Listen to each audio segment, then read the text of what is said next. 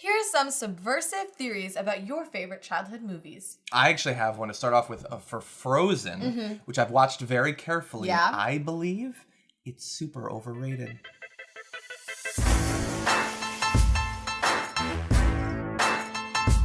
So on the surface, childhood movies might seem fairly simplistic. They're made for young people after all, but that doesn't mean that below the surface they might not be hiding deeper meanings entirely.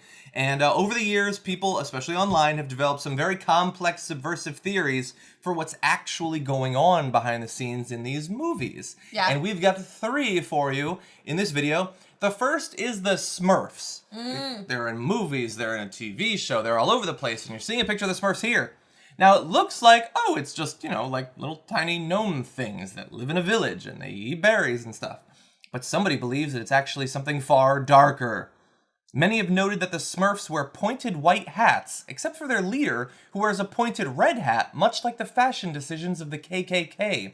There's also the related fact that the big villain, Gargamel, is a money-loving, large-nosed, dark-haired fellow. His cat even has a bona fide Jewish name, Azrael, which is also the name of the angel of death in Jewish tradition.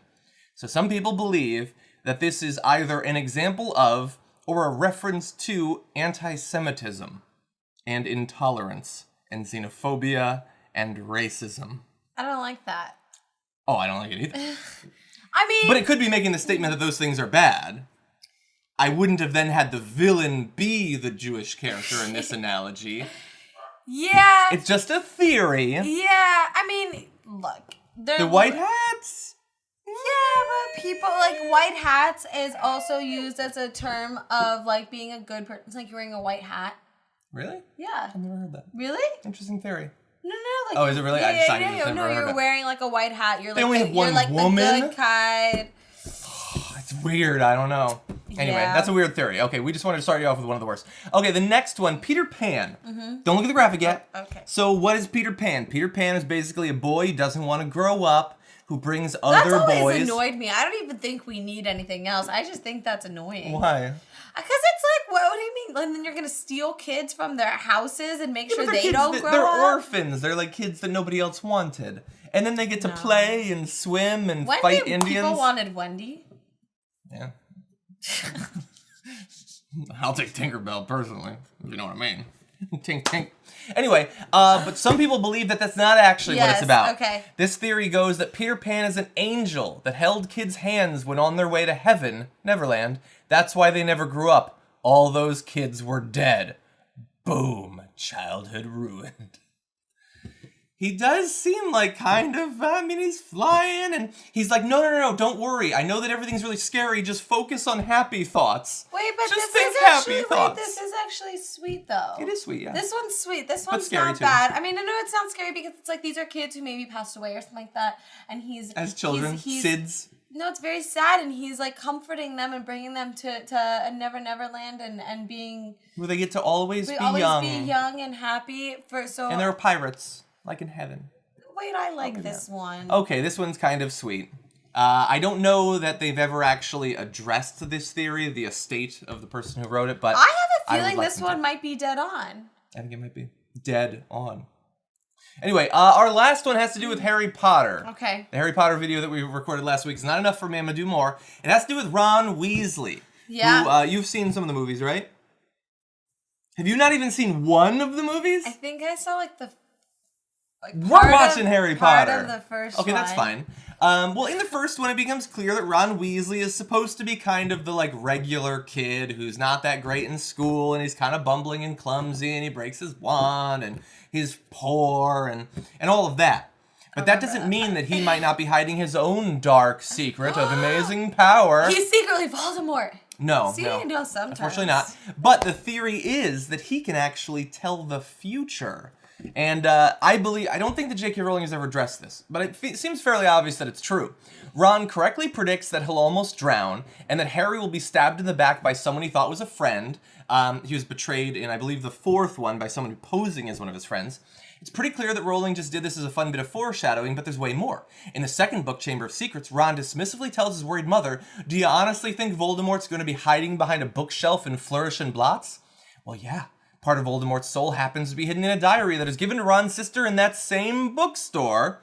In a Chamber of Secrets, Ron and Harry come across an award dedicated to a student called Tom Riddle. Ron jokingly suggests that maybe Tom murdered the girl whose ghost haunts the school's bathrooms, which is exactly what actually happened in real life. Later in Prisoner of Azkaban, Ron interprets some leaves to be prophesizing that Harry might join the Ministry of Magic and will get a sudden influx of gold. Both of those ended up happening later on in their lives. So it looks like the fuck-up, the kid who can't do anything right, can actually interpret the destiny people in this world.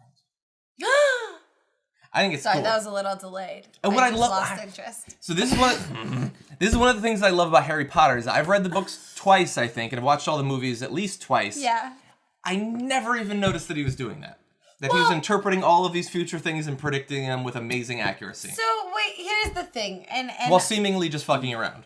Here's the thing with books sometimes is like authors will put in foreshadowing, right? Or they'll write some little things, and readers sometimes accurately and sometimes inaccurately sort of hypothesize what that might mean. No, I'm just saying, like, so there was a book, I forget what it was called. Just gonna be real, that I read that I read when I was in college, and the author came to come talk to us about it, and I like loved this book, and I like tore it apart and like found all these secret meanings in it, and I just really analyzed, and I asked him some of the questions. I'm like, why is it? He was like, honestly, I was just telling a story. I don't even think about that. You guys come up with like crazier theories about the inner workings of the book. I'm just like writing. So I wonder if sometimes in English we like look too much into a story. 50 Shades of Grey. Maybe, you're right. In this case, though, I mean, it's one thing to have an event that seems like something that happens later, but for him to specifically say that this is going to happen, and he's predicting something that, like, the fact that Voldemort's soul is in a bookstore, there's no, like, it's not going to happen, but it did happen, and it's real. So I think she's trying to tell us that he never got credit for this amazing skill, and in fact, the other characters in the books who can tell the future are basically laughed at by the rest of wizard kind, but he has a special power that they should have realized at the time. But he doesn't even realize it. He doesn't realize it. He wasn't properly trained. It's like somebody who theoretically could be an amazing violinist and just never gets handed one to try. It's really sad. Anyway, let me play my tiny violin while you tell that story. Anyway, these are some theories about childhood movies that are a little bit subversive, that go a little bit deeper. Do you have any theories about movies that you see in a different light than most people? Post those down below. I'll see you next video.